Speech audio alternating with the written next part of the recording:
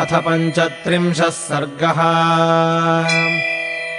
ततो निधूय सहसा शिरो निःश्वस्य चासकृत् पाणिम् पाणौ विनिष्पिष्य दन्तान् कटकटाय्य च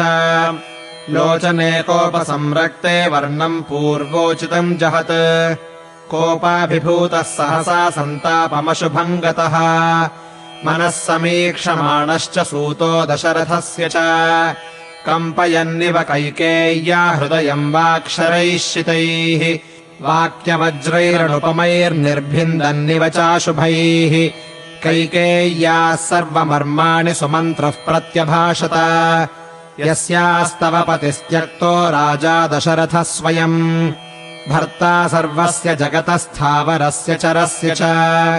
न ह्यकार्यतमम् किञ्चित् तव देवीह विद्यते पतिघ्नीम् त्वामहम् मन्ये कुलघ्नीमपि चान्ततः यन्महेन्द्रमिवाजय्यम् दुष्प्रकम्प्यमिवाचलम् महोदधिमिवाक्षोभ्यम् सन्तापयसि कर्मभिः मावमंस्थादशरथम् भर्तारम् वरदम् पतिम् भर्तुरिच्छा हि नारीणाम् पुत्रकोट्या विशिष्यते यथा वयो हि राज्यानि प्राप्नुवन्ति नृपक्षये इक्ष्वाकुकुलनाथेऽस्मिंस्तम् लोपयितुमिच्छसि राजा भवतु ते पुत्रो भरतः शास्तु मेदिनीम् वयम् तत्र गमिष्यामो यत्र रामो गमिष्यति न च ते विषये कश्चित् ब्राह्मणो वस्तुमर्हति तादृशम् त्वममर्यादमद्य कर्म करिष्यसि नूनम् सर्वे गमिष्यामो मार्गम् रामनिषेवितम्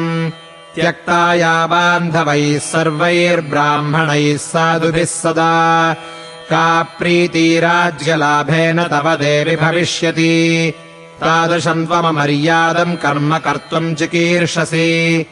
आश्चर्यमिव पश्यामि यस्यास्ते वृत्तमीदृशम्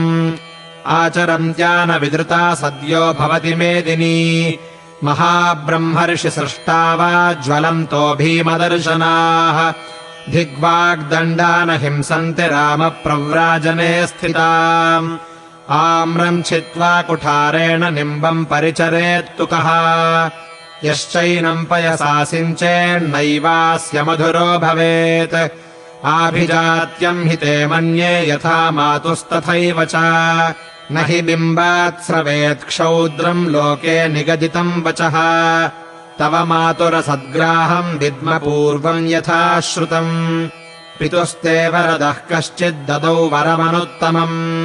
सर्वभूतऋतम् तस्मात् सञ्जज्ञे वसुधाधिपः तेन तिर्यग्गतानाम् च भूतानाम् विदितम् वचः ततो जृम्भस्य शयने विरुताद्भूरिवर्चसः पितुस्ते विदितो भावः स तत्र बहुधा हसत् तत्र ते जननी क्रुद्धा मृत्युपाशमभीप्सति हासन्ते नृपते सौम्य जिज्ञासामीति चाब्रवीत् नृपश्चोवाच ताम् देवीम् हासम् शंसामि ते यदि ततो मे मरणम् सद्यो भविष्यति न संशयः माता ते पितरम् देवि पुनः केकयमब्रवीत् शंस मे जीववामा वा न माम् त्वम् प्रहसिष्यसि प्रियया च तथोक्तः स केकयः पृथिवीपतिः तस्मै तम् वरदायार्थम् कथयामास तत्त्वतः ततः स वरदः साधु राजानम् प्रत्यभाषत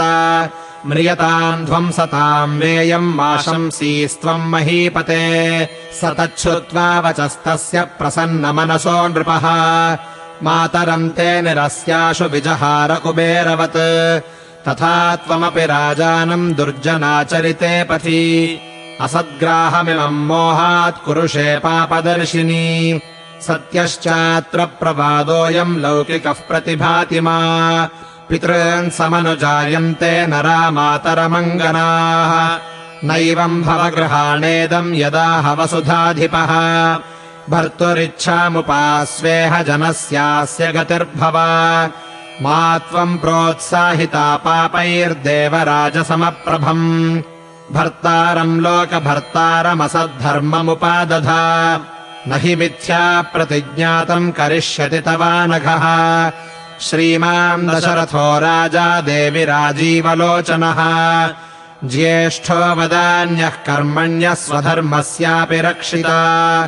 रक्षिता जीवलोकस्य बली रामोऽभिषिच्यताम् परिवादो हि ते देवि महान् लोके चरिष्यति यदि रामो वनम् याति विहाय पितरम् नृपम्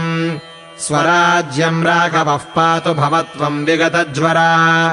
न हि ते राघवादन्यः क्षमः पुरवरे वसन् रामे हि यौवराज्यस्थे राजा दशरथो वनम् प्रवेक्ष्यति महेश्वासः पूर्ववृत्तमनुस्मरन् इति सान्त्वैश्च तीक्ष्णैश्च कैकेयीम् राजसंसदि भूयः संक्षोभयामास सुमन्त्रस्तु कृताञ्जलिः नैव सा क्षुभ्यते देवी न च स्म परिदूयते न चास्यामुखवर्णस्य लक्ष्यते विक्रिया तदा इत्यार्षे श्रीमद् रामायणे वाल्मीकीये आदिकाव्ये अयोध्याकाण्डे 35 सर्गः।